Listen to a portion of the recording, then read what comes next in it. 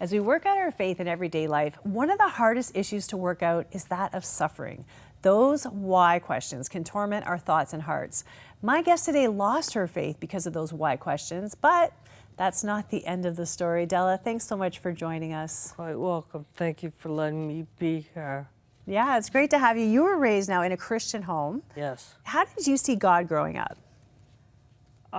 It was just something up there.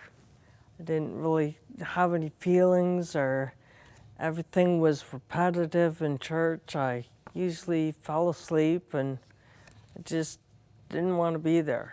So it's kind of more cultural, like you're Greek, you're Christian, like it's kind of the same thing. It's not personal, It's not a belief. And you know, your mom, she got sick with cancer. You started praying for her and she didn't get better, she died. Tell me what that did to your faith then, just even as a kid. Oh, it broke it. It really broke the family up. I turned to drugs and alcohol and found out I was bipolar, and it was very difficult. I was suicidal and depressed for a couple of years until they diagnosed me in 1996 as being bipolar, and I was on heavy doses of lithium for quite a number of years and had a grand mal seizure in May of 2011, and they gave me the last rites twice. Wow. And when I woke up, I was like a baby and had to learn how to talk and how to swallow. I had thickened liquids, and That's just crazy. Now, I want to come back to the seizure and your recovery there, Sure. but even before that, you know, those years when you were, you discovered you were bipolar, you were suicidal before that. Did you ever try to commit suicide? Yeah. But it was more like, I have a saying, suicide is murder. And that's what I had on my mind all the time. Suicide is murder.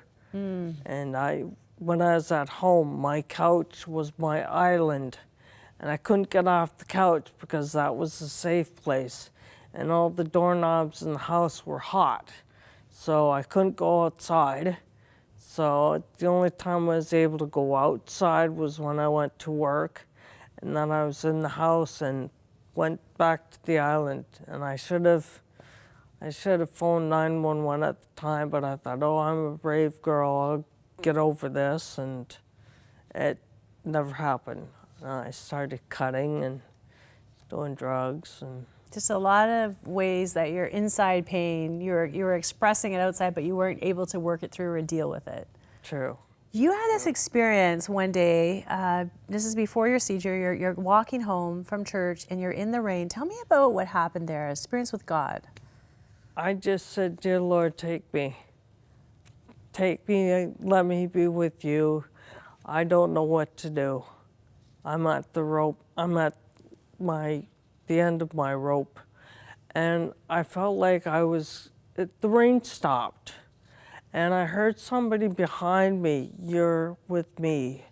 And I thought it was somebody that was gonna attack me. And I turned back, there was nothing there. And then this ball of white light covered me. And I was warm and comforted, and I thought that was God. And I was walking on cloud 9 on the way home, not paying attention to the traffic, not paying attention to the road or anything like that. And I couldn't tell anybody because everybody looked at me like, what? You know? Right? They think you're crazy. Yeah, they really thought I was crazy. I look at your life, you know, the suicide, last rites twice, it's like someone's been trying to take your life, and you've had so much hardship, and those why questions, those have been really tough questions. How do you answer some of those hard questions? My friend got me, after she was baptized, she got me into a truck class. She actually had me signed up before I even knew she had me signed up. What kind of class is that? It's truck.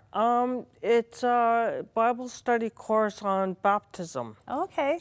And so I went through the course, and through the course I was gaining more of the Spirit.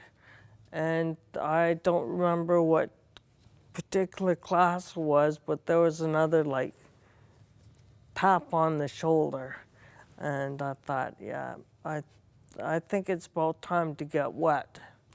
So you got baptized So, recently. Yeah, November the 26th, the day after my dad's 90th birthday. Wow, what was that like? That was, I was in awe.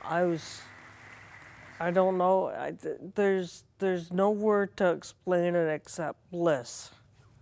And when I was in the tank, I thought, I just want to stay here for a little bit. And they're kind of dragging me out. Dragging you out, yeah? Yeah, dragging me out. But really, the issue is, what has God done in your life? You know, as you've gone through these hard times and as you've wrestled these questions out, how do you see God? What has He done in your life? Oh, my mind is clear. Before my brain injury, with the toxic levels of lithium and the other medications I was on, I felt like a duality robot.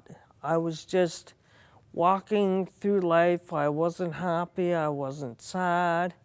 There was no emotion. It was just one foot in front of the other, and if it rained, big deal. If the sun was out, if it snowed out, you know, I was just flat. And now? And now I have never been so happy. I didn't realize what happy or joy was until after my brain injury and started to recuperate, and I'm blessed. I'm totally blessed. Okay, so help me understand this, because before you could walk and you didn't go through all this hardship, you were less happy. Then now that you're in a wheelchair and you're still recovering from your grand mal seizure, you're happier now. Yes. How do you explain that? Because I was on so many medications and being bipolar, I was just flatlined because they didn't want me to be manic or depressed.